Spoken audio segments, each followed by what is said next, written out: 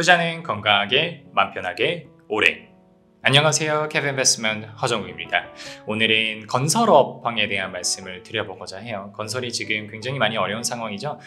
사실은 재작년부터 부동산 PF 쪽에서의 부실이 커지고 우려가 생기고 또 이제 시공사 관련된 문제들도 있었고 하면서 건설이 정말 최악의 구간들을 지나가고 있는데, 오늘은 그렇게 정말 어려운 건설 업종 중에서도 우리나라 1, 2등 하는 가장 큰 회사죠. 현대건설에 대한 분석을 드려보고자 합니다. 현대건설을 브리프하게 말씀을 드려보면 그나마 다른 중소형 건설사들에 비해서는 많이 괜찮습니다. 부동산 PF 관련된 대출 그런 익스포셔도 그렇게 크지 않고, 자기네들이 자체적으로 짓고 있는 것도 물론 지금 수요가 떨어져서 힘들긴 하지만 다른 건설사들에 비해서는 그래도 월등히 괜찮은 순간을 지나가고 있다라는 말씀을 드리는데요. 최근에 현대건설 이제 23년도 손익계산서를 제가 보다 보니까 손익 자체는 그렇게 나쁘게 나오지 않았어요. 괜찮게 나왔어요. 하지만 제가 손익계산서에 이어서 현금흐름표를 보면서 어떤 생각을 갖게 되냐면, 이거 따로 말씀드리지 않으면 꽤 많은 주린이 분들이, 꽤 많은 개인 투자자분들이 현대건설의 손익계산서를 보고 오해하실 수 있겠다라는 생각이 들어서 손익계산서하고 현금흐름표를 같이 보여드리면서 여러분께서 이런 부분은 절대 오해 없이 가져가셔야 되고 다른 건설사들도 마찬가지다라는 말씀 드려보고자 오늘 영상을 찍었습니다. 바로 화면으로 가시죠. 2023년도 현대건설의 손익계산서입니다. 72기가 21년도, 22년도, 23년도입니다. 매출 같은 경우는 18조에서 21조, 29조로 상당히 괜찮은 흐름들을 보여주고 있어요. 영업이익도 보시면 7,500억, 5,700억, 그리고 7,800억으로 되게 많이 괜찮아졌어요. 그럼 매출이 늘어나고 있는데 영업이익이 이렇게 되고 있다는 거는 23년도 현대건설 생각보다 그렇게 어렵지 않았던 거 아닙니까? 이거 별로 위기인 것 같은 기업이라는 생각이 안 들잖아요. 그래서 이런 질문을 주실 수가 있죠. 아니, 건설 경기 어렵다고 하는데 그 와중에 영업이익 7,800억 낸다라고 하면 이거 현대건설 대박인 거 아니냐.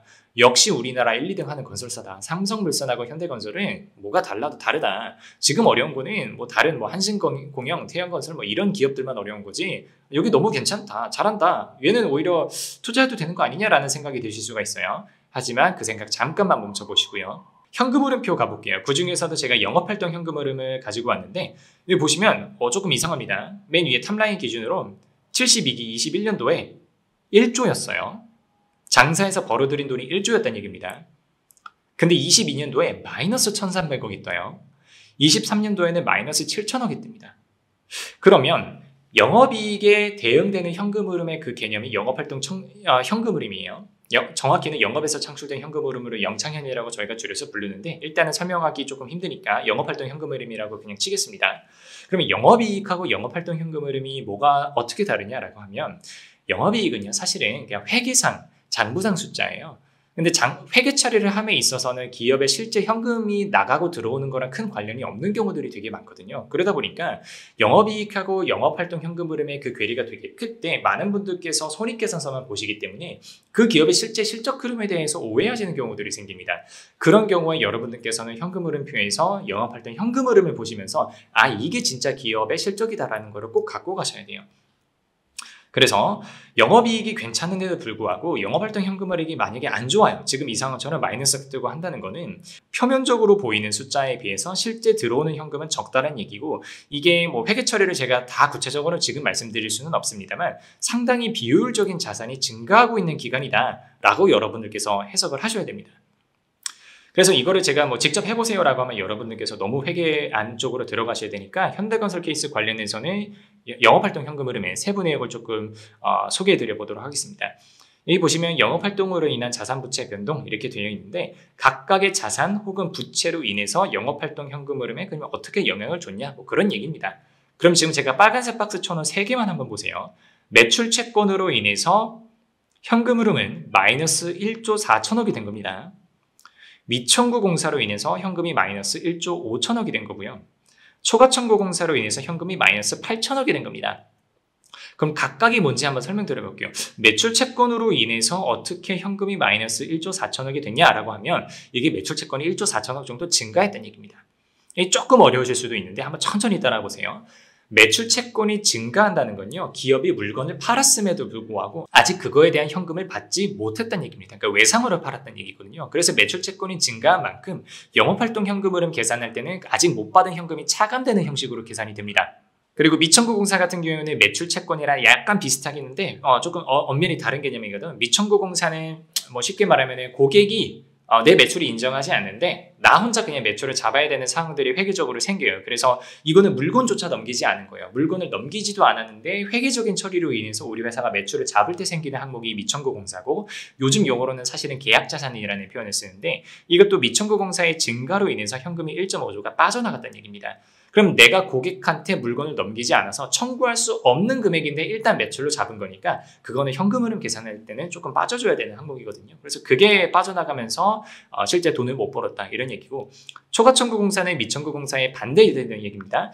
초과청구공사는 고객이 약간 선수금이랑 비슷하게 고객이 나한테 현금을 먼저 주는 경우라고 생각을 하시면 돼요. 내가 건물 혹은 아파트를 짓기도 전에 선수금처럼 미리 들어온 돈, 그래서 미리 잡혀있는 매출, 그러니까 미리 돈만 들어와 있는 경우, 아직 매출은 잡지 않았는데 그런 거 이제 초과청구공사라고 보시면 됩니다. 근데 초과청구공사 같은 경우는 오히려 많으면 많을수록 좋은 부채거든요. 근데 현대건설 같은 경우는 23년도 한 해 동안 초과청구공사가 8천억 정도 감소하면서 그만큼 더 현금이 빠져나갔던 겁니다.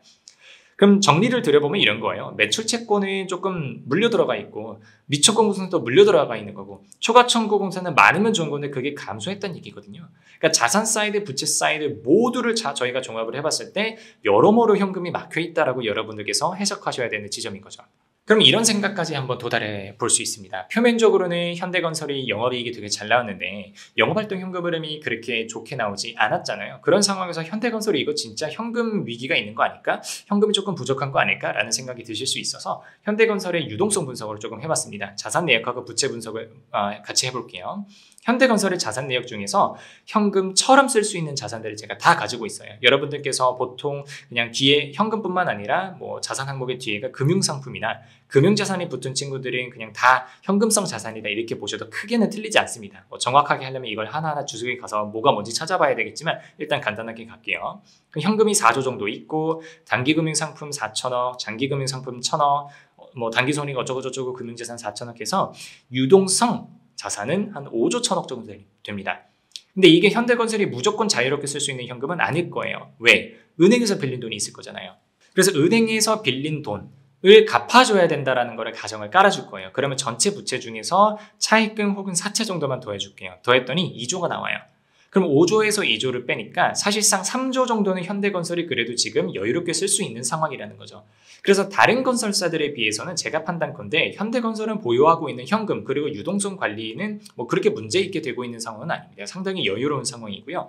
하지만 지금 앞에서도 보셨다시피 현금이 계속 영업활동을 통해서 현금이 빠져나가고 있는 상황이잖아요. 이게 2년 동안 영업활동 현금 흐름이 계속 마이너스가 떠 있는 상황이에요. 근데 이런 상황에서 24년도, 25년도까지 건설 쪽에서의 불경기가 계속 장기화된다라고 하면 현대건설, 그 여유롭게 보이는 현대건설조차도 이게 현금이 계속 깎여나가면서 조금 유동성에 있어서 부담을 겪게 될 수도 있고, 그렇게 되면 약간 악조건의 현금을 차입해야 되는 그런 상황까지 올 수 있기 때문에 건설 쪽 투자하시는 분들 같은 경우는 현대건설의 경우 현금 흐름이 적어도 2024년도 가장 좋게는 2024년도에 현금 흐름이 정상화될 수가 있는지, 혹은 24년도도 어렵다면 25년도, 26년도에는 현금 흐름이 개선될 여지가 있는지를 따라가 보셔야 되고, 그게 전혀 안 보인다, 반도체 불경기가 너무 지속된다라고 하면 역시 건설 쪽에서 우리가 주식 투자자로서 가져갈 수 있는 좋은 흐름을 잡기가 어렵지 않겠느냐라는 현실적인 판단을 하셔야 되겠다는 거 말씀드릴 수 있겠습니다. 오늘 강의 한번 정리해 드려 볼까요? 현대건설 같은 경우는 손익계산서는 상당히 이쁘게 나왔었어요. 영업이익도 뭐 7천억대로 굉장히 좋게 나왔는데, 알고 보니까 현금 흐름표에서 실제로 장사를 통해서 벌어들이는 현금이 그렇게 많지 않다, 오히려 현금 유출이 되고 있다는 사실을 알았어요.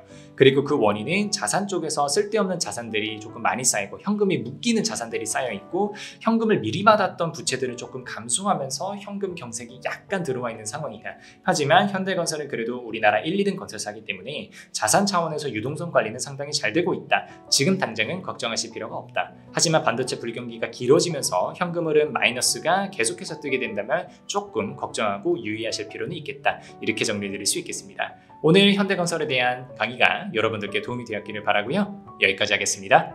감사합니다.